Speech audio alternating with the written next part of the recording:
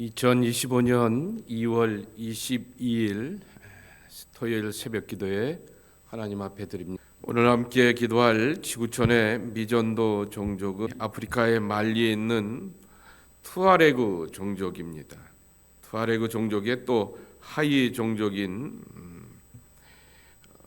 타마자크 종족 위해서 기도하도록 하겠습니다. 지구촌에 174만 6,600명이 살고 있고요.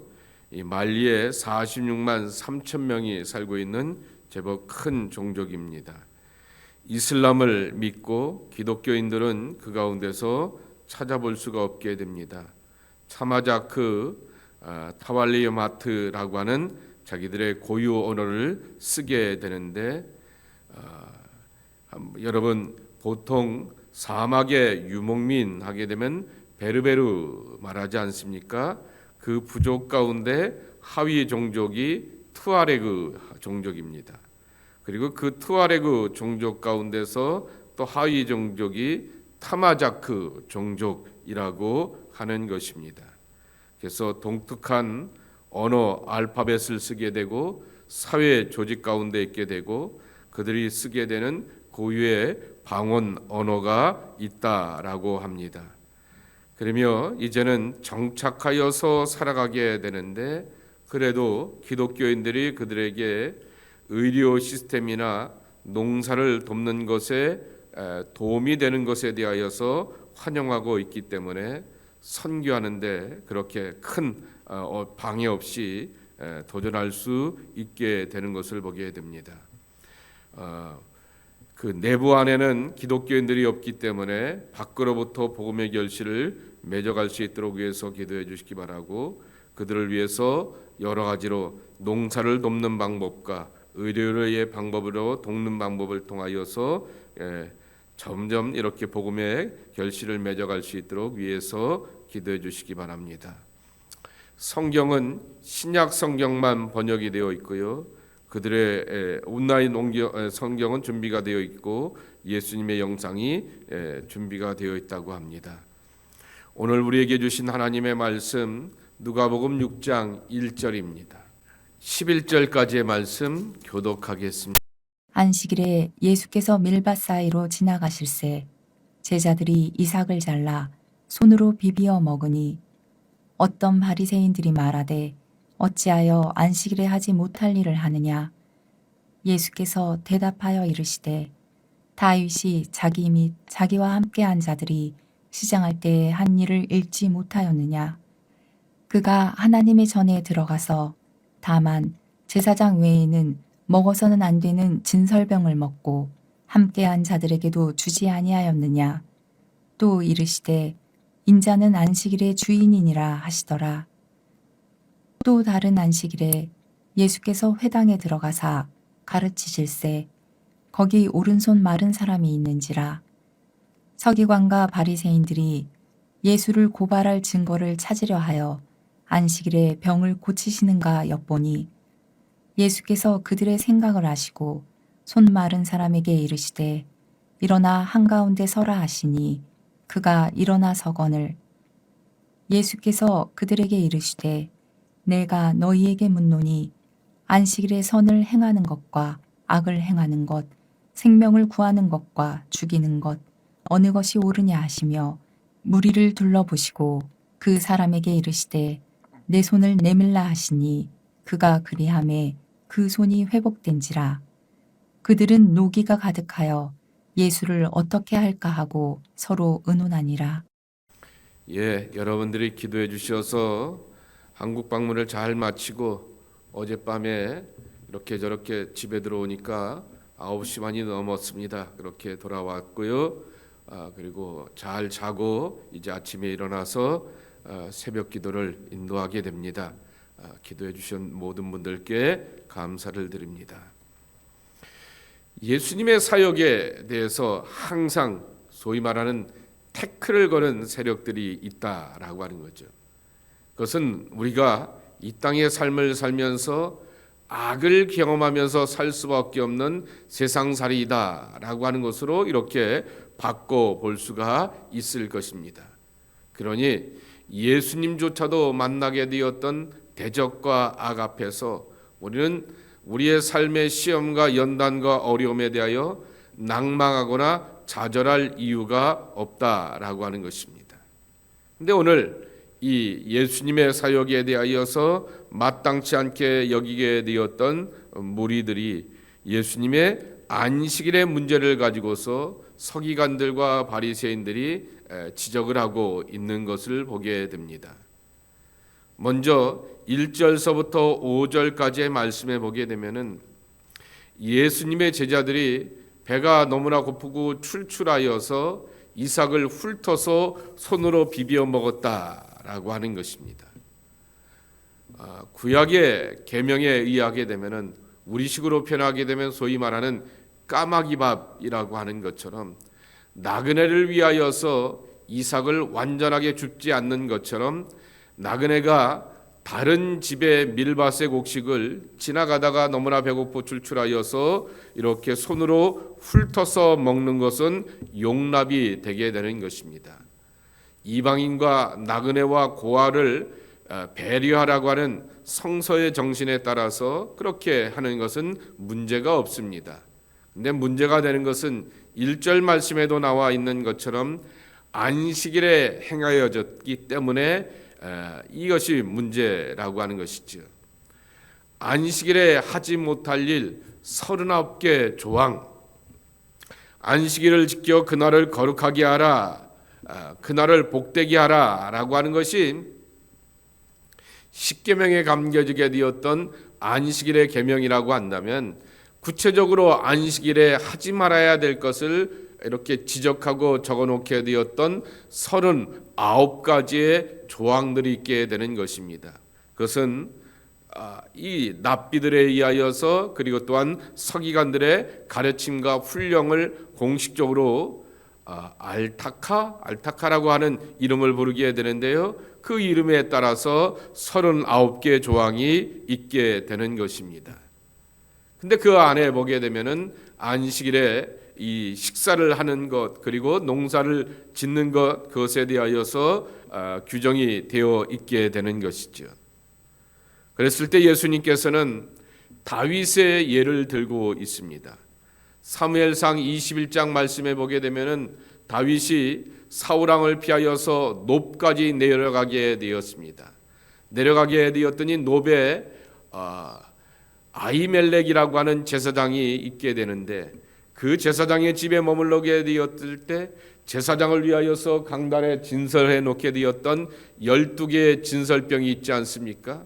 그리고 그것을 진설병은 안식일이 지난 다음 안식일 전에 이렇게 갈아놓게 되고 또 다른 안식일을 맞이하기 전에 이것을 교체하게 되고 교체된 것을 그렇게 제사장이 먹게 되어 있고 레위인들에게 나눠주게 되어 있는데 그것을 아직 교체할 날도 아님에도 불구하고 다윗은 그것을 요청하게 되었을 때 기진맥진하게 되었던 다윗과 다윗의 일행들을 위하여서 아히멜렉이 나눠주게 되었고 그리고 또한 그들이 그것을 먹고 힘을 얻게 되었다라고 하는 것입니다. 이러한 경우를 보지 않았느냐라고 하는 것입니다. 그러면 다윗을 비난해 보라라고 하는 거죠. 그랬더니 서기관들과 바리새인들이 다윗을 비난해 놓고 정통 유대인이라고 말할 수 없게 되니까 입을 다물게 되었던 것입니다. 나는 자비를 원하고 제사를 원치 아니하노라 하시게 되었던 그 예수님의 말씀의 뜻을 하나님의 말씀의 뜻을 서기관들과 바리새인들은 알지 못하게 되고 규정을 가지고서 들이밀게 되었다라고 하는 것입니다. 그러면서 예수님이 한마디 더 하십니다. 5절입니다. 또 이르시되 인자는 안식일의 주인이니라 라고 이렇게 말씀하여 주고 있는 것입니다.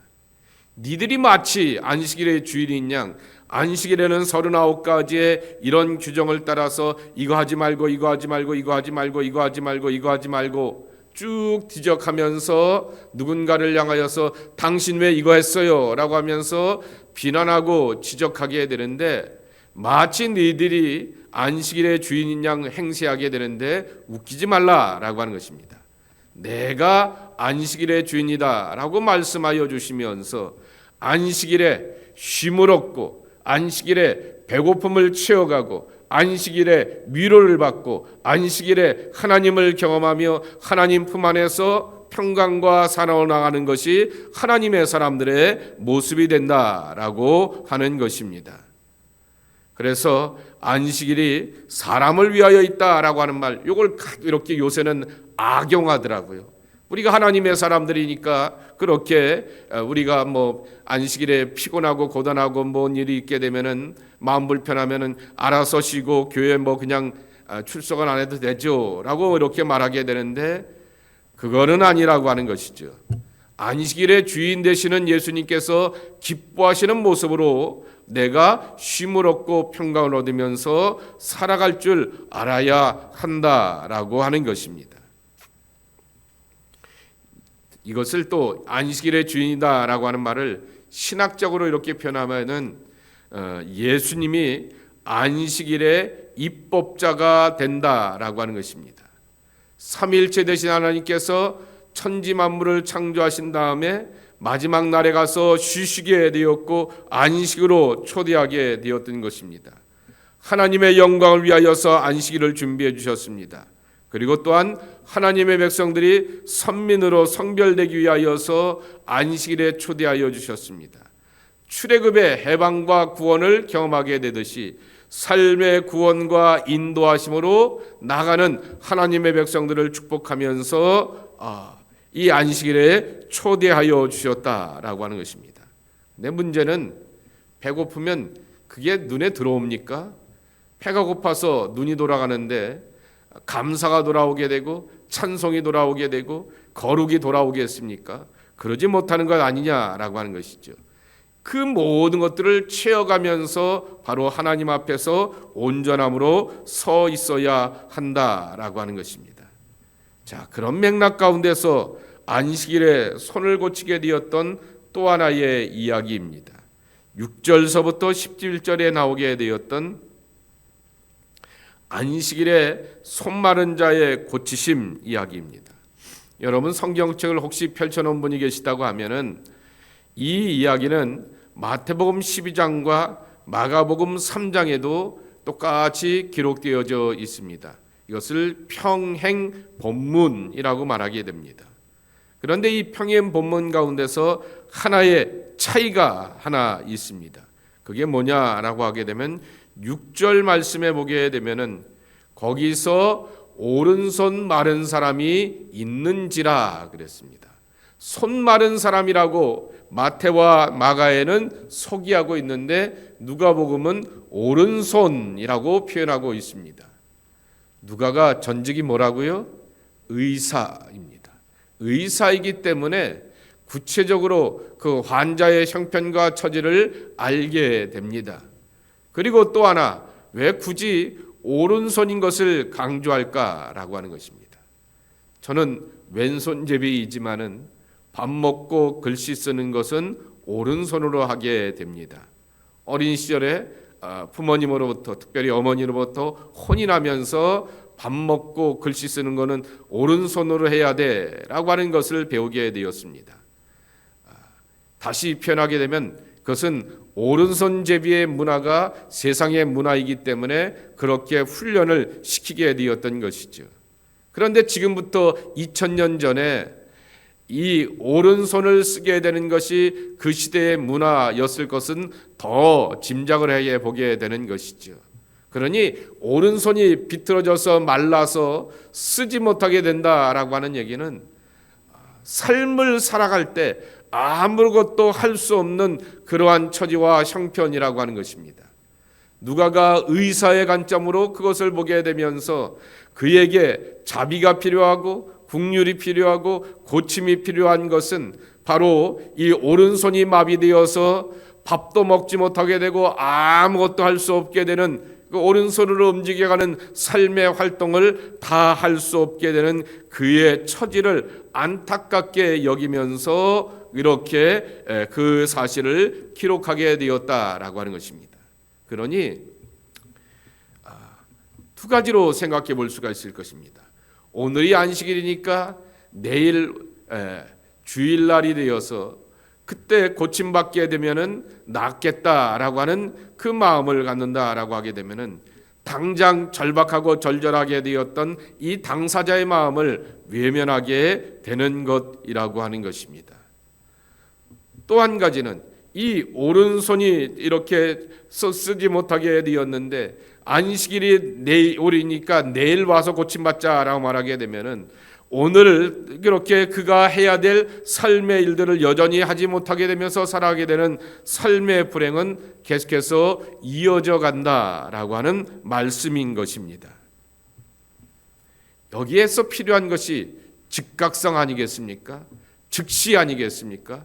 바로 고쳐주시고 바로 치료해 주셔서 오늘이 안식일이 할지라도 이것이 유대인의 율법의 39개 알타카의 39개 조항 가운데 문제가 된다 할지라도 그가 하나님 앞에서 온전한 사람이 되고 깨끗한 손을 가지고서 하나님 앞에 고침받아서 나아가는 것이 더 중요하다라고 하는 것을 알고 계셨기 때문에 예수님께서는 그에게 손을 깨끗하게 고쳐주시면서 온전함으로 살게 되었다라고 하는 것입니다.